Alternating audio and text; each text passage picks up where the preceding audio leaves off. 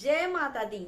मैं हूँ हेमा भारती और आप देख रहे हैं मेरा चैनल माँ हेमा चैनल। तो फ्रेंड्स, एक और नए वीडियो में बहुत बहुत स्वागत है आप सबका। उम्मीद करती हूँ कि आप सब स्वस्थ होंगे, मस्त होंगे और जहाँ कहीं भी होंगे बहुत खुश होंगे। तो चलिए फ्रेंड्स, इस वीडियो में जानते हैं कि दामाद को अपने ससुराल में वो कौन से 7 कार्य हैं जिसे कभी भी करना नहीं चाहिए।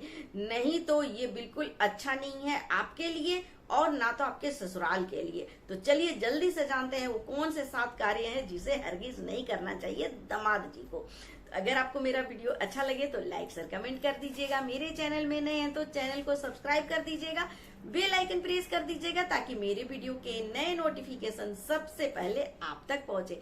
आप भी मेरे जैसे ही माता रानी के भक्त हैं तो मेरे कमेंट बॉक्स में जय माता दी लिखना ना भूले। और चलिए अब जानते हैं कि दामाद को आखिर वो कौन से कार्य हैं जिसे अपने ससुराल में उनको नहीं करना चाहिए। तो नंबर 1 है, कभी भी जब आप उनके घर जाते हैं, मतलब अपने ससुराल जाते हैं, अपनी पत्नी के घर जाते हैं, तो बिन बताए नहीं जाइए। जरूर से आप उनको बता करके जाइए, या फिर जब तक आपको बुलावा ना आवे तो ना जाइए। आपको अगर वहां पर बुलाया गया है या आप उनकी बेटी को लेके जा रहे हैं या लेने जा रहे हैं, ऐसी कोई भी परिस्थिति है तभी जाएं।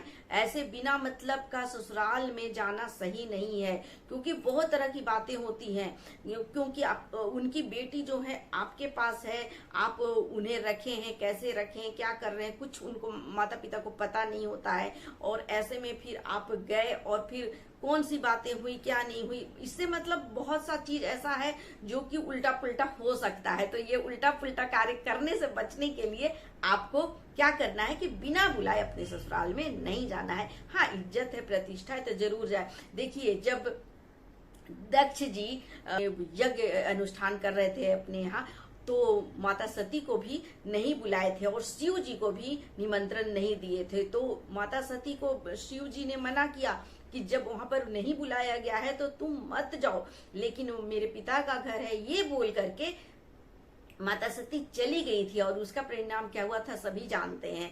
माता सती का शरीर जो है वो टुकड़े टुकड़े हो गए थे इसी गलती के चलते। तो जब शिव जी, हमारे महादेव जी, बिन बुलाए अपने ससुर के घर नहीं जाते हैं, अपने ससुराल नहीं जाते हैं, तो आप सब क्या हैं, हम सब क्या हैं, एक साधारण मनुष्य हैं। तो इसलिए मैं कह रही हूँ कि कभी भी अपने ससुराल में बिन बुलाए, बिना निमंत्रण के नहीं जाना चाहिए।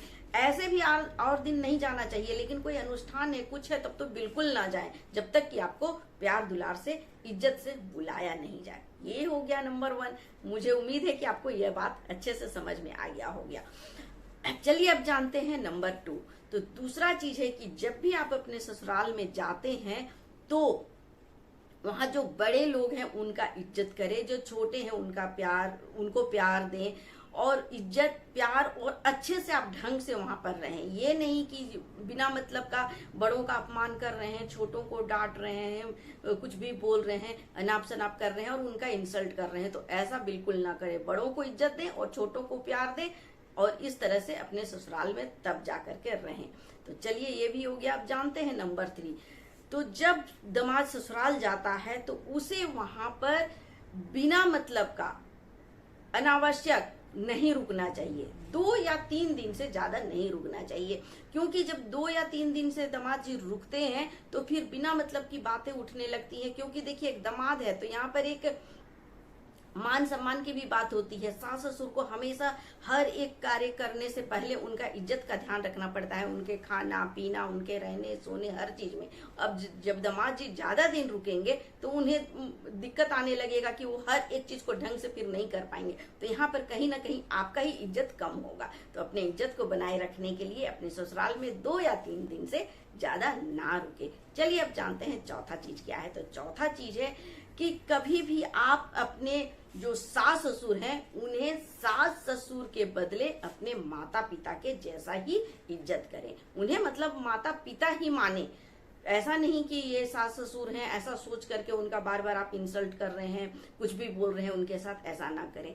जैसे आप अपने माता पिता का इज्जत करते हैं, जिस भाव से आप रहते हैं अपने माता पिता के साथ, उसी भाव से आपको अपने ससुराल में अपने सास ससुर के साथ भी रहना है। उन्हें अपना माता पिता ही मानना है। और अब चलिए जानते हैं नंबर 5। तो नंबर 5 ये है कि जब आपको ससुराल में कुछ मिलता है, कोई भेंट मिलता है, उपहार मिलता है, तो उसे आप चुपचाप बिना कुछ कहे सुने रख लीजिए।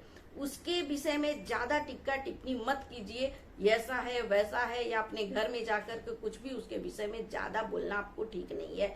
जो भी भेंट मिलता है, जो भी आपको दिया जाता है, प्यार से सास ससुर देते हैं या कुछ भी मिलता है, उसे आप अच्छे से रख ले चुपचाप, उसके बारे में कुछ ज्यादा ना बोले। ये हो गया।